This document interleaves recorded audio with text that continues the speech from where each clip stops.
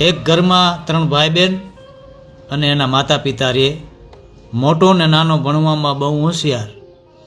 એના મા બાપ એ ચારેયને બહુ પ્રેમ કરે, પણ વચલો છોકરો હતો ને એનાથી પરેશાન રહેતા. મોટો દીકરો ભણી ગણીને ડૉક્ટર બની ગયો, નાનો પણ ભણી ગણીને એન્જિનિયર બની ગયો, પણ વચલો હતો ને નકામો ને આવારા બનીને રહી ગયો. બધાયના લગ્ન થઈ ગયા અને વચલો ભાઈ અને બેન બાકી રહી ગયા. સમય વીતો, બેનના પણ લગ્ન થઈ ગયા. સારું માગું આવ્યું, કારણ કે એના ભાઈ ડૉક્ટર ને એન્જિનિયર હતા એટલે માગું સારું આવે. હવે જે વચલો હતો ને એને કોઈ દીકરી દેતું નહોતું. મા બાપ પણ પરેશાન હતા. બેન જ્યારે પણ પિયર આવે તો એના નાના ભાઈ અને મોટા ભાઈને મળે, પણ આ જે વચલો ભાઈ હતો ને એને મળવું હોય તો મળે, બાકી ન પણ મળે, કારણ કે એ કાંઈ આપી શકે એવો નહોતો અને બહુ ઘેરેય ન રહેતો. એ મજૂરી કામ કરતો, ભણ્યો નહોતો, એટલે નોકરી તો કોણ આપે. એના લગ્ન નહોતા થયા. એ પહેલાં એના પિતા પણ ગુજરી ગયા. માએ વિચાર્યું કે હવે કદાચ ભાગની વાત નીકળે એ પહેલાં એણે ગામની જ એક સીધી સાદી છોકરી ગોતીને વચલો દીકરો હતો ને એના લગ્ન કરાવી નાખ્યા. લગ્ન થયા અને કોણ જાણે શું થયું. એ છોકરો બહુ જવાબદારીથી કામ કરવા માંડ્યો. એક દિવસ જાતો હતો ને એના મિત્રોએ કીધું કે હાલ આજ અડા ઉપર. એ છોકરાએ કીધું કે આજ નહીં, પછી ક્યારેક. એટલે મિત્રોને તો ટેવ હોય ને મેણા મારવાની. એણે કીધું કે તારા લગ્ન થઈ ગયા ને, હવે તું ઘરવાળીનો નોકર બની ગયો. છોકરાએ કીધું કે ના ના, એવી વાત નથી. કાલ સુધી મારા એકલાની ચિંતા હતી, મારા ભાગનું હું કમાઈ લેતો હતો, હવે 2 પેટ થઈ ગયા. ઘરવાળા બધા નાલાયક કહેતા હતા, એનો કાંઈ મને વાંધો નહોતો, પણ મારી પત્ની મને ક્યારેક નાલાયક કહે તો એ મારા માટે શરમજનક વાત છે, કારણ કે પત્ની માટે એનો પતિ છે ને અભિમાન, ઇજ્જત અને આશા હોય. એના ઘરવાળાઓએ પણ મારા ઉપર ભરોસો રાખીને જેની દીકરી દીધી હોય ને એનો ભરોસો મારાથી કેમ તોડાય. કોલેજમાં નોકરીની ડિગ્રી મળે, પણ આવા સંસ્કાર છે ને ભાઈ, એ તો મા બાપ પાસેથી જ મળે. આ બાજુ ઘરે એના મોટા ભાઈ નાના ભાઈ એની પત્નીઓને અંદરો અંદર નક્કી કરવા માંડ્યા કે હવે ભાગ પાડી નાખીએ, કારણ કે આપણે તો લાખો કમાઈએ છીએ, પણ આ વચલો છે કાંઈ કમાતો નથી, આપણે ખોટે ખોટું ખેંચાવું, હવે ભેળું હાલે નહીં.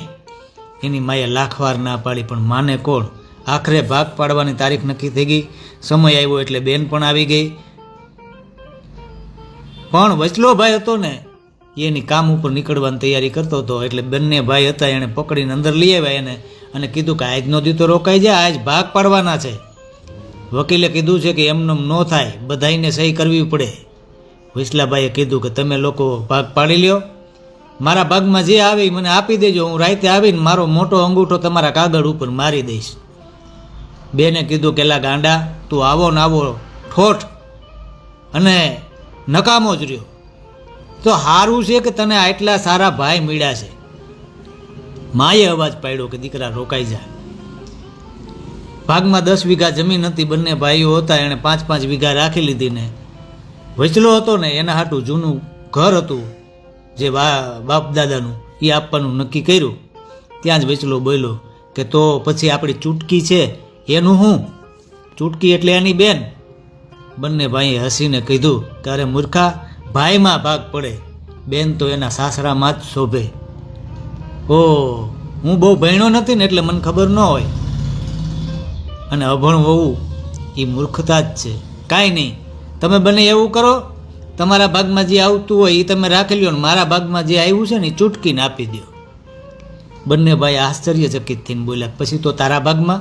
ત્યારે વચલાએ કીધું કે એની મા સામે જોઈને હસતા હસતા કીધું કે મારા ભાગમાં તો મા છે ને, અને પછી એની પત્ની તરફ જોઈને બોલ્યો કે કેમ બરાબર છે ને, કાંઈ ખોટું કીધું? એની પત્ની એની સાસુને વળગી પડીને બોલી કે આનાથી વળી મોટો ભાગ કયો હોય? આ એવા શબ્દ હતા જેને ભાગ પાડવાને એક સન્નાટા જેવી શાંતિમાં બદલી નાખ્યો. બેન દોડીને એ ભાઈના ગળે વળગી પડી, જેને આજ સુધી એ અકલ મોઠો ઠોઠ સમજતી હતી. અને એ ભાઈએ કીધું કે અરે બેન, આ ઘરમાં તારો પણ એટલો જ અધિકાર છે જેટલો અમારો.